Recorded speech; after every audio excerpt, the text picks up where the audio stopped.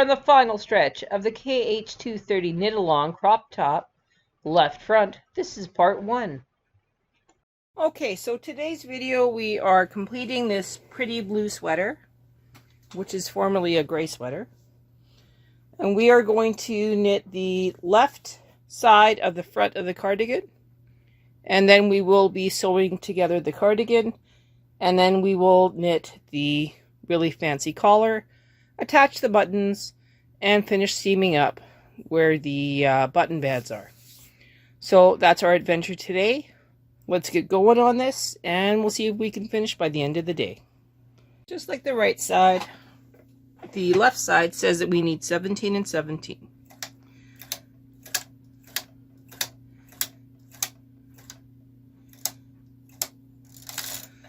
Now, we are giving for the button band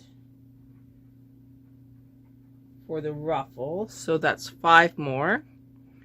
1, 2, 3, 4, 5. And then we need to give for the ruffle, which is another 10. So 3, 6, 9, 10. 3, 6, 9, 10. So that's 32 left and 27 right. I'm now going to cast on the waste yarn, and then we will get knitting the ruffle.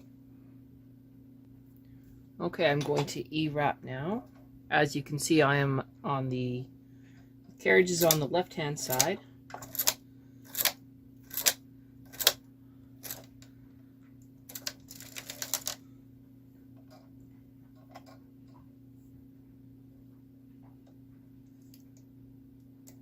So this time I have to go clockwise.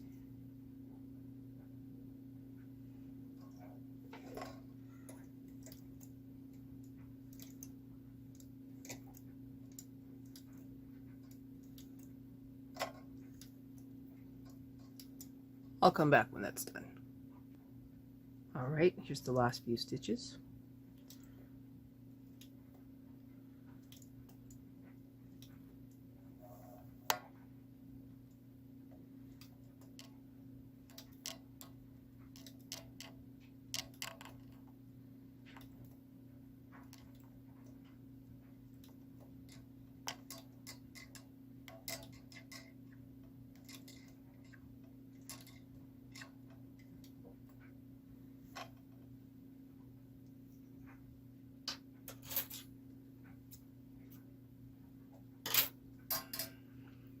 I'm just going to let the pink go. And then it's out of the way.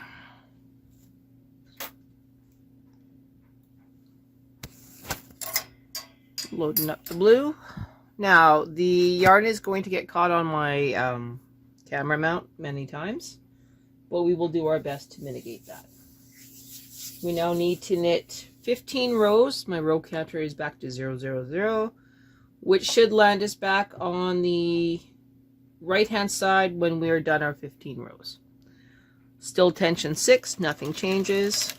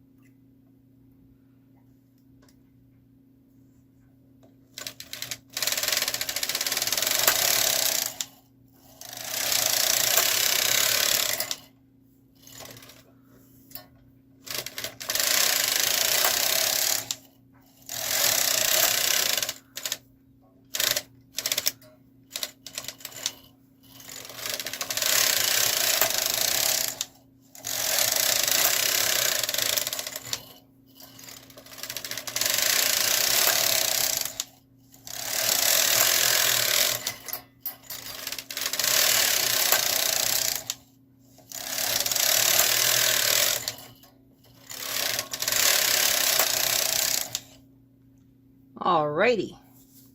Now that we have that done, we will take it off on the garter bar and then rehang it on the appropriate stitches. So just to recap, we will be at 17 right, and we will make the adjustments for the what will be a button band on the left hand side this time.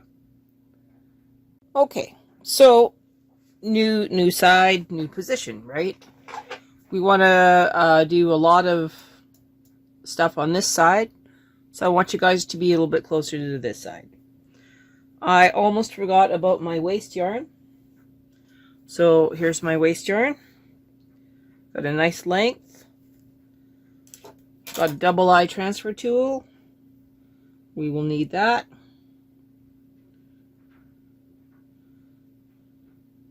I'm going to mark, well, 17's got a double up. So as soon as we knit our first row to do our E-wrap, I will mark the stitch 17.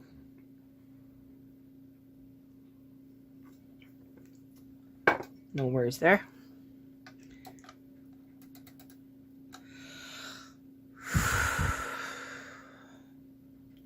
So we are ready to go.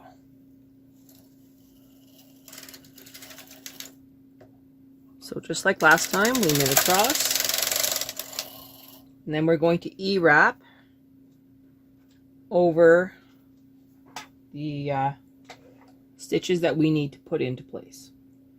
So this is 15, 16, 17. We're going to start here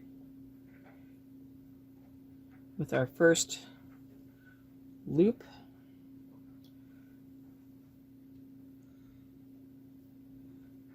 Lock that on there. Drop that down so it doesn't interfere or get caught in anything. So we found out that we needed purl, 1, 2, 3, 4, 5. So that's our E-wrap.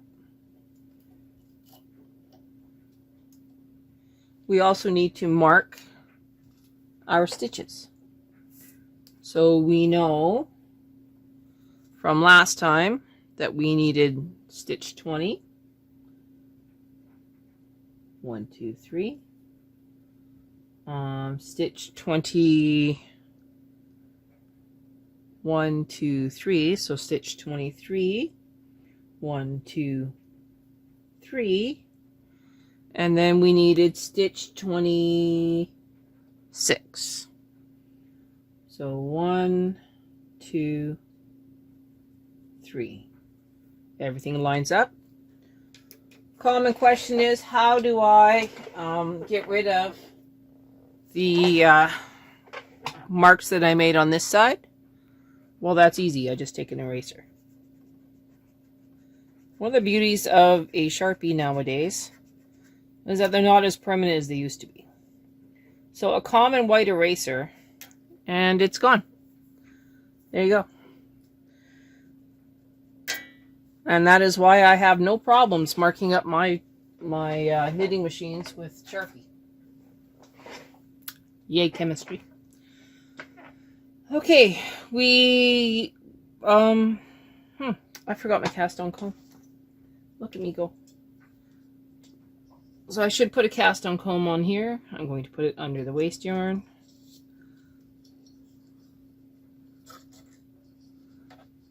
It's not going to go on very easily. I'm going to go from the back to the front.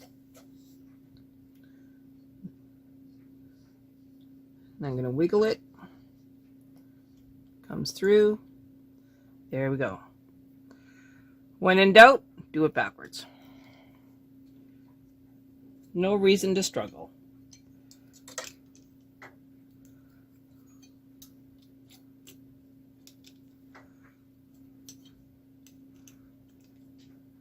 Sometimes you just got to think outside the box.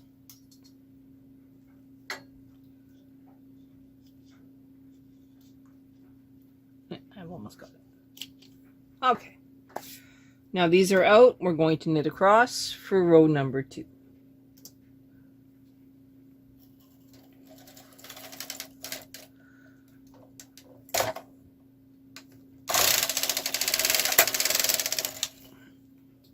That was pretty tight, which happens. I'm going to take my center claw weight and I'm going to go into those loops. Taking a deep breath. And now we get to mark for our button.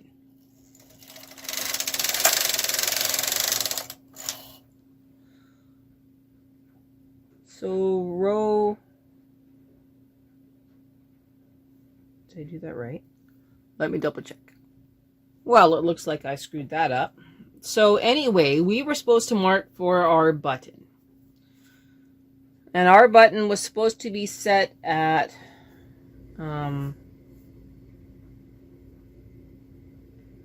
stitch 20. So in order to mark our button for stitch 20, then we would just go through the loop here. So what I'm going to do is I'm going to use my waste yarn. Hang on.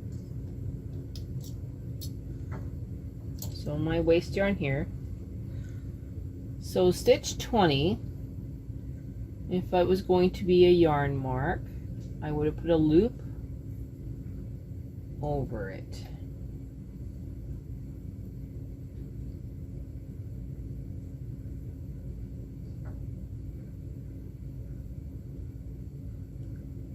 Just like that.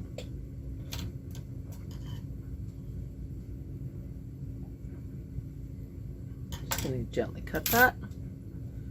And now I will give it a quick tie.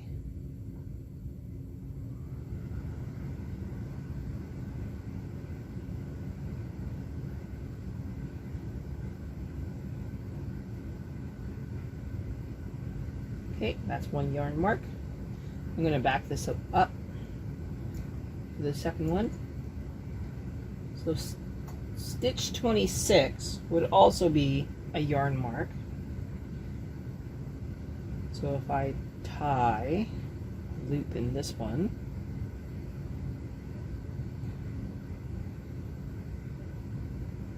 okay, yarn mark, cut it, place it on the stitch, right? Move these stitches forward, and then manually knit them.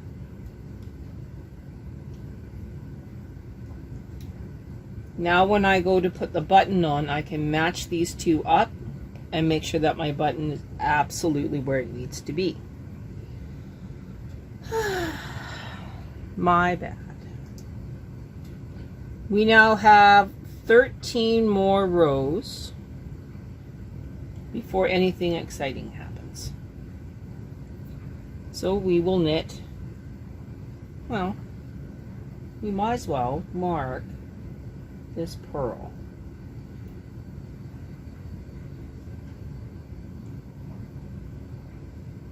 And now we can put this to the side and knit our 13 rows.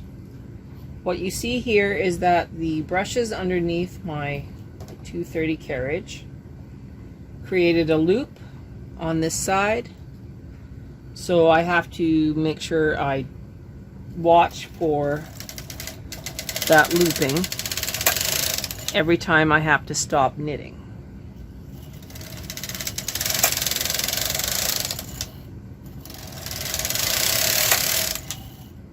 So let's knit a few more rows and see where we go.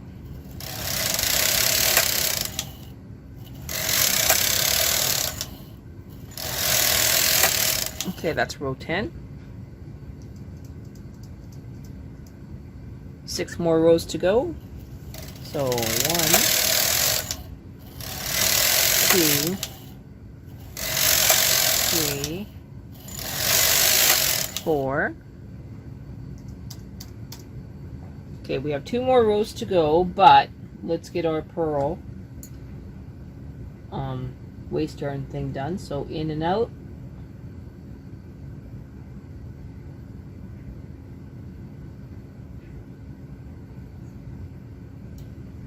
Get that caught up.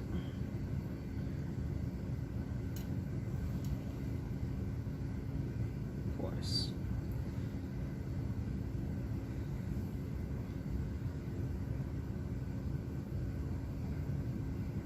All right. So now we're going to knit one.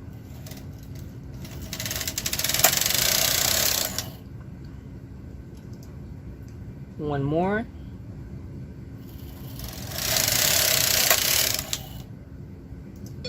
And now we will set our marker again. So we're going to use this waste yarn. We're going to make 2 yarn loops. So here's one.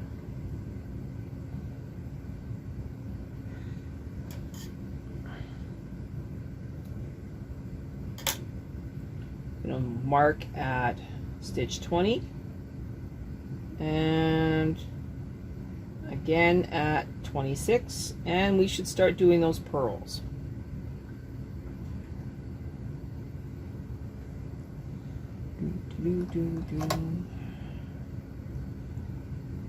And one more.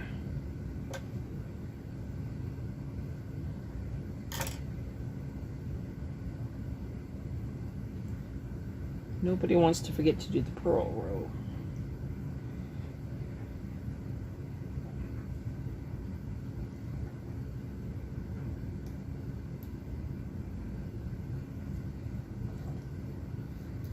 Okay, let's just move this off to the side.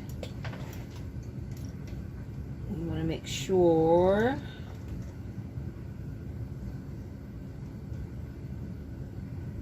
we don't have too much weight on there. And you drop it down from there onto here.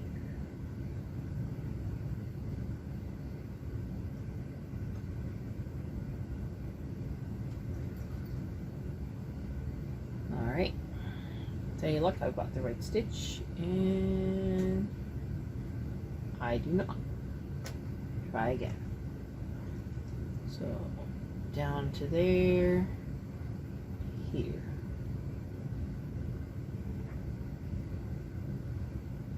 Okay, double checking again, lining it up. Okay, now it's going to be the purl.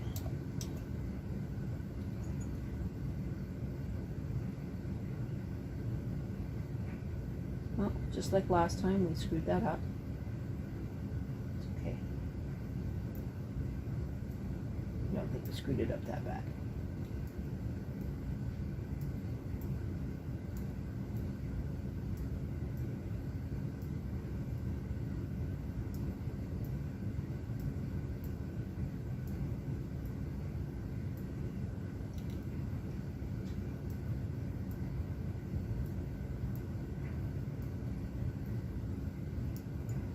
There's our purl stitch all done, and we'll put the weight back on there.